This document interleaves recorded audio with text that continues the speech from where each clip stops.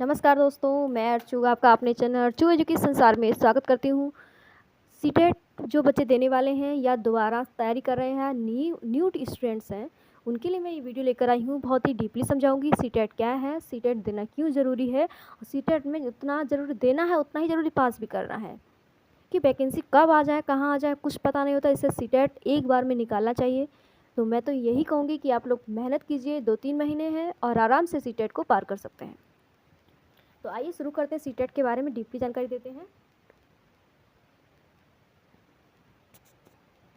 तो सबसे पहले सीटेट की परीक्षा आपको पता है 2026 में ही है, सीधे 25 में तो हुई नहीं है, बहुत टाइम भी हो गया है, तो सारे बच्चे वेट भी बहुत कर रहे हैं। तो हम ये बताएंगे इसमें कि पेपर 1 और पेपर 2 कौन देता है। क्या पेपर 1-2 सबको देना है या सिर्फ पेपर 1 देना है या पेपर 2 देना है। तो यहाँ पेपर 1 पेपर 2 की बात है कि जो डीएलएड वाले स्टूडेंट्स हैं वो पेपर 1 भी देंगे, पेपर 2 भी देंगे। कंपलसरी उनके लिए हो जाता है जो बीएड के स्टूडेंट्स हैं, उन्हें पेपर 1 की ज़रूरत नहीं है क्योंकि उनका 1 to 5 में से उनको हटा दिया गया है। तो वो पेपर 1 देने से कोई फ़ायदा नहीं, क्योंकि जो वैकेंसी में बैठ नहीं सकते हैं तो पेपर 1 क्यों देंगे वो लोग। तो उनको सिर्फ पेपर 2 देना है। लेकिन डीएलएड वाले हैं जो बीटीसी किए हुए हैं उनको पेपर 1 पेपर 2 दोनों देने हैं कि 1 to जो डीएलएड वाले 1 to 5 टीचर्स बन सकते हैं, 6 to 8 के भी टीचर्स बन सकते हैं। तो हम अब सब्जेक्ट देखते हैं कौन कौन से सब्जेक्ट्स आते हैं, किस सब्जेक्ट से ज़्यादा नंबर हम लोग गेन कर सकते हैं।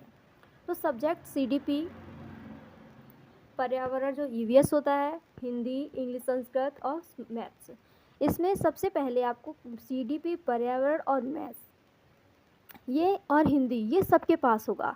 इसमें कुछ बदलाव नहीं होगा, जैसा पेपर आपके पास है वैसे आपके पड़ोसी के पास होगा, पर बदलाव होगा लैंग्वेज 2 में।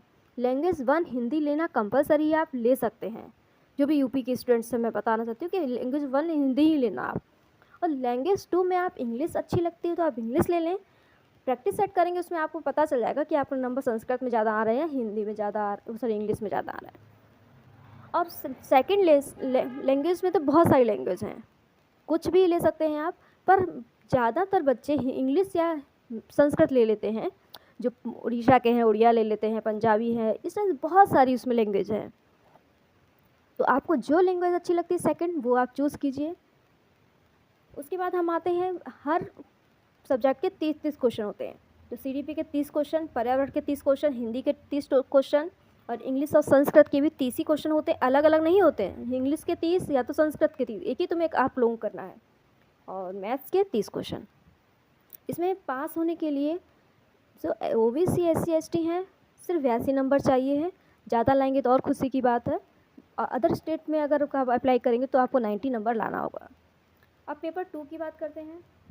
सब्जेक्ट वही सेम सब्जेक्ट है, कुछ चेंज नहीं है, बट जो आर्ट साइड के स्टूडेंट्स हैं और साइंस साइड के स्टूडेंट्स हैं उनमें थोड़ा सा बदलाव वहाँ पर होगा।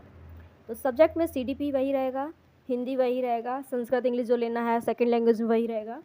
सिर्फ बदलेगा, साइंस वाले स्टूडेंट मैथ और साइंस का पेपर सॉल्व करेंगे और आर्ट वाले स्टूडेंट्स जो ज्योग्राफी, हिस्ट्री, सिविक्स मिला के जाता है पेपर उसको सॉल्व करेंगे।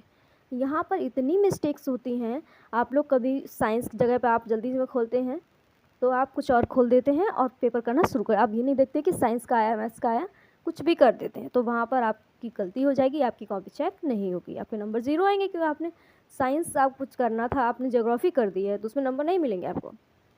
तो इसलिए मैथ साइंस के मिला के 60 नंबर होंगे और उधर हिस्ट्री वगैरह जिनकी है, ज्योग्राफी वगैरह है, वो पूरा एसएसटी मिला के 60 नंबर होगा। तो आशा करती हूँ आपको मेरी बात समझ आई होगी। तो ध्यान इतना रखना है, लैंग्वेज में बहुत ध्यान रखना है कि लैंग्वेज में उसमें बहुत सारी लैंग्वेजें होती हैं।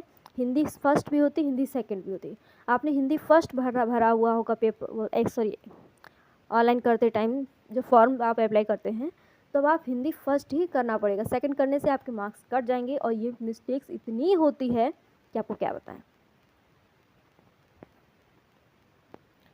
इसमें कोई निगेटिव मार्किंग नहीं है। जर्नल को 19 मार्क्स चाहिए, लेकिन जर्नल वालों के लिए फ़ायदा भी है। स्टार्टिंग में 82 नंबर लिखा हुआ है तो आपको लगता है यार इन लोगों को कम मार्क्स चाहिए, पर इन लोगों को परेशानी हो जाती है क्योंकि ये अदर स्टेट में अप्लाई कर ही नहीं सकते। अगर 84-83 नंबर है, आप 90 मार्क्स हैं तो आप कहीं भी अप्लाई कर सकते हैं। तो कोशिश कीजिए कि 90+ मार्क्स लाएँ, 90 तो होने ही चाहिए।